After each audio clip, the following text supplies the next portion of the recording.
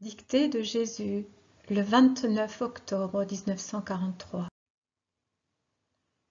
Quand je fais dire à Sophonie que j'emporterai toutes choses de la terre, je lui fais prophétiser ce qui arrivera l'avant-veille du temps dernier, celui que j'annonçais ensuite en parlant de la destruction du monde, voilé sous la description de la ruine du temple et de Jérusalem, ce que prophétisa le bien-aimé dans son Apocalypse. Les voix se succèdent.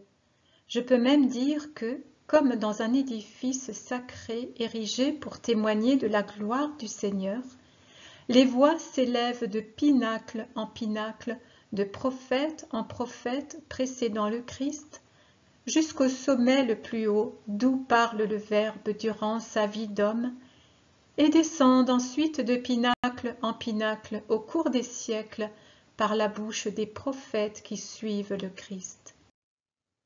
C'est comme un concert qui chante les louanges, les volontés, les gloires du Seigneur, et il durera jusqu'au moment où les trompettes des anges rassembleront les morts des sépulcres et les morts de l'esprit, les vivants de la terre et les vivants du ciel, pour qu'ils se prosternent devant la gloire visible du Seigneur et entendent la parole de Dieu, cette parole qu'ils furent si nombreux à rejeter ou à négliger, à railler, à mépriser, à laquelle ils ont désobéi, cette parole qui vint comme lumière du monde et que le monde ne voulut pas accueillir, lui préférant les ténèbres.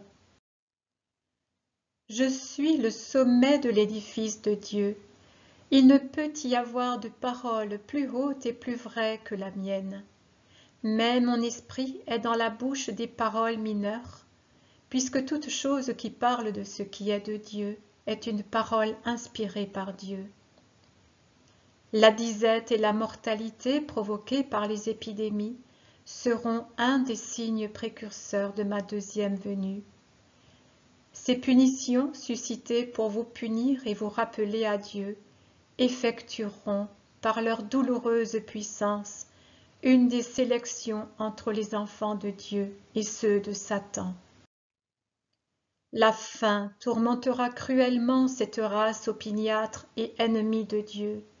La faim causée par le vol et les guerres maudites, née sans la justification de l'indépendance nationale, de la barbarie du pouvoir et de l'orgueil de démons en habits humains.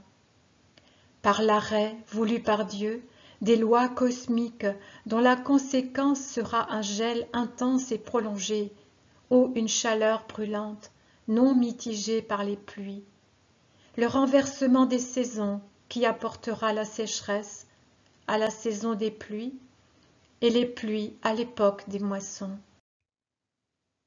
Trompés par un temps doux soudain ou par une fraîcheur inhabituelle, les plantes fleuriront hors saison et les arbres, après avoir déjà donné leurs fruits, se couvriront de nouveau de fleurs inutiles qui ne font qu'épuiser en vain la plante, puisque tout désordre est nuisible et mène à la mort. Souvenez-vous-en, ô humains.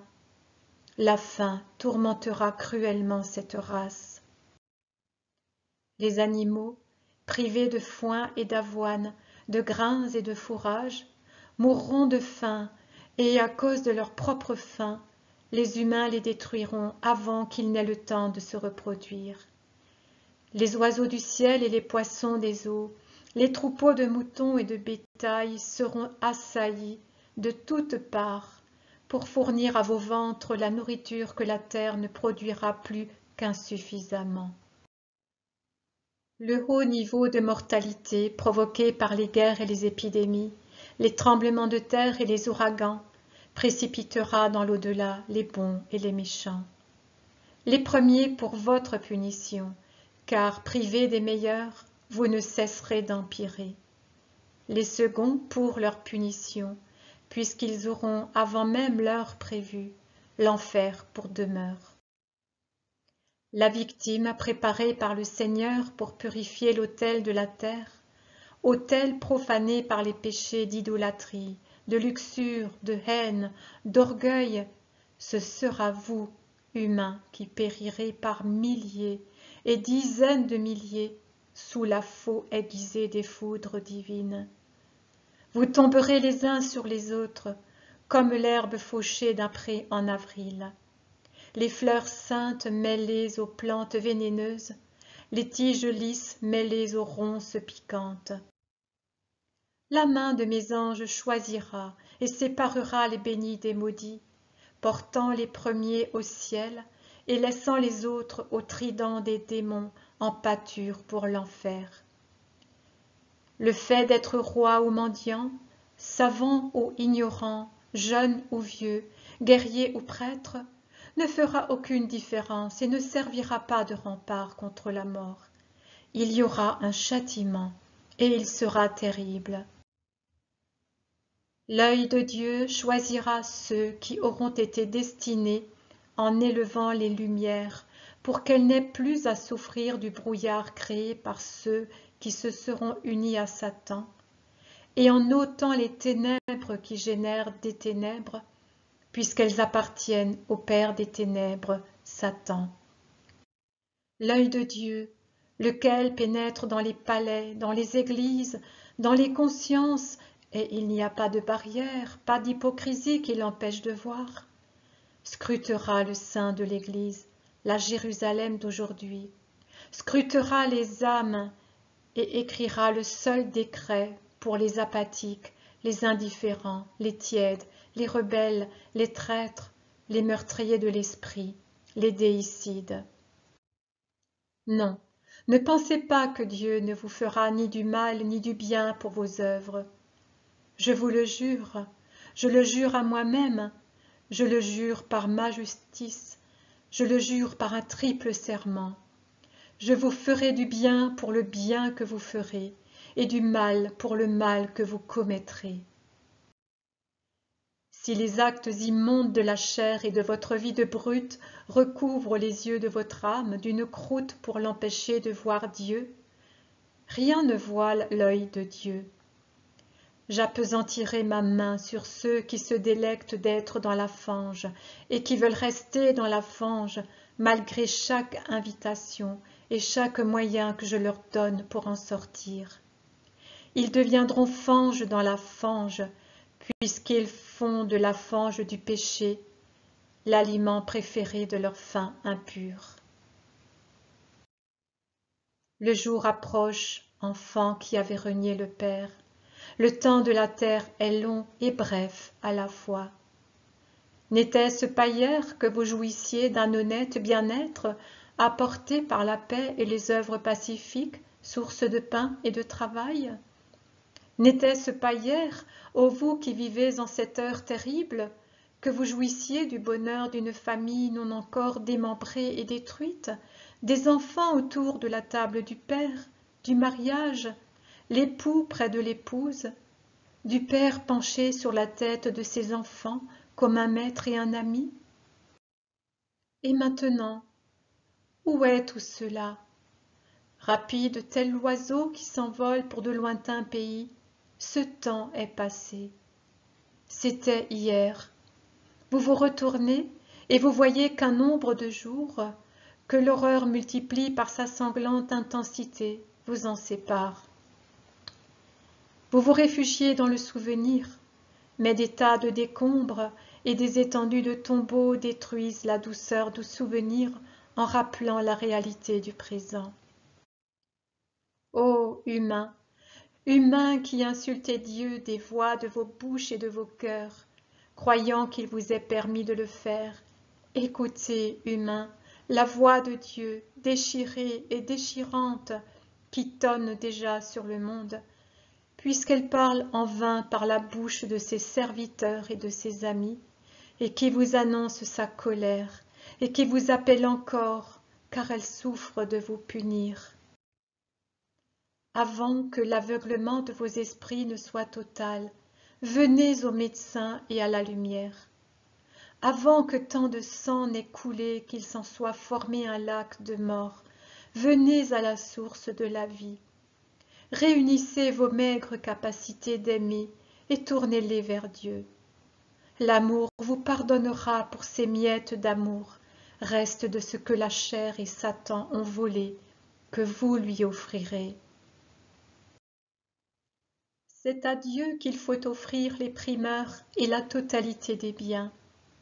Mais à supposer que vous n'ayez pas su le faire, ô enfants qui m'avez coûté la vie, donnez au Seigneur grand, compatissant, puissant, ce qui vous reste encore. Dans votre pauvreté d'esprit, pauvreté non évangélique mais humaine, arrachez de votre cœur le dernier pétiole, niez ce dernier reste à la chair et donnez-le-moi.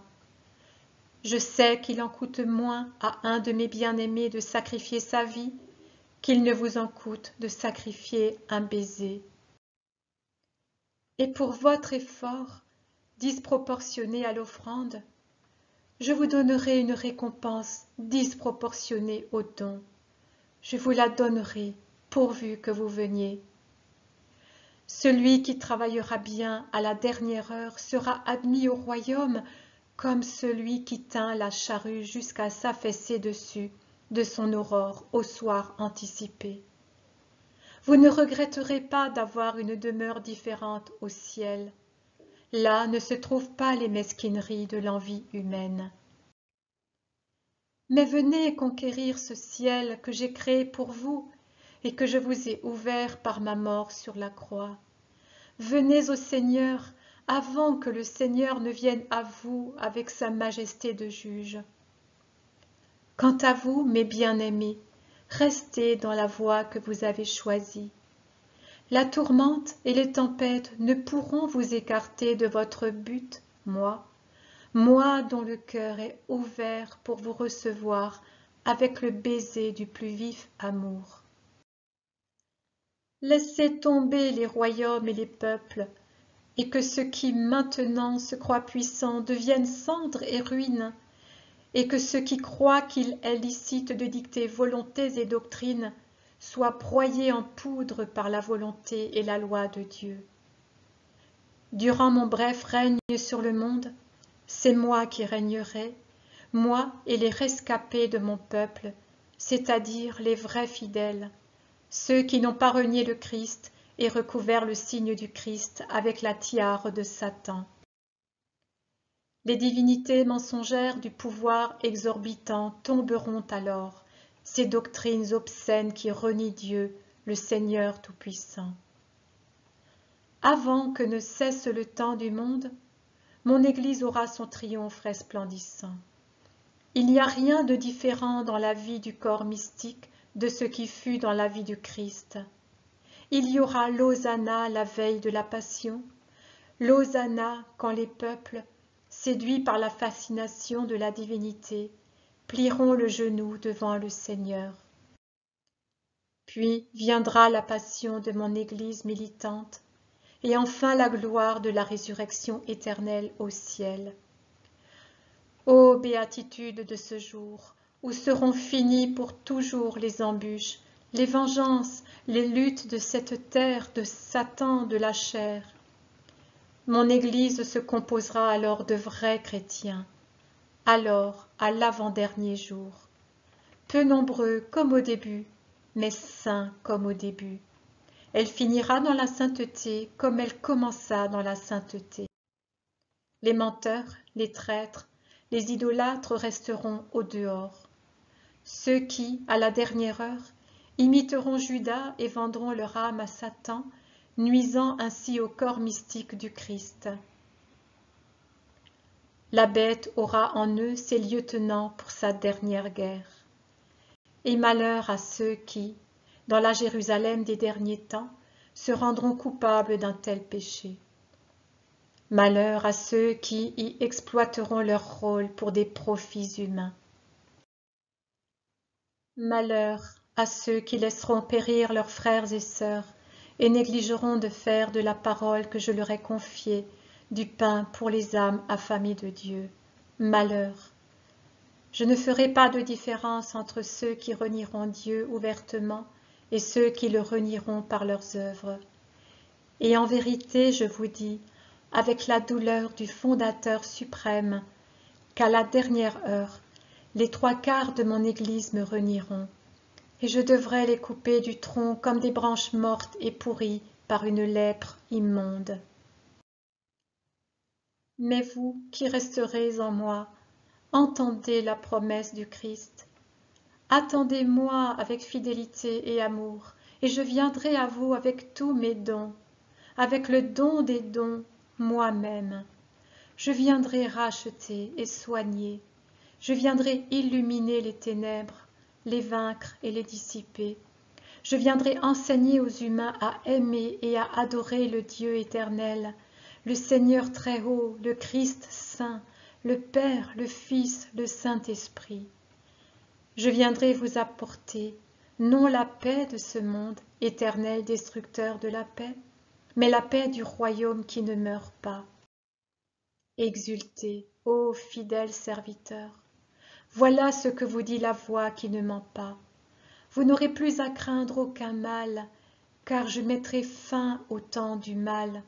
J'anticiperai cette fin par pitié de mes âmes bénies. Exultez surtout, ô vous, mes bien-aimés de maintenant.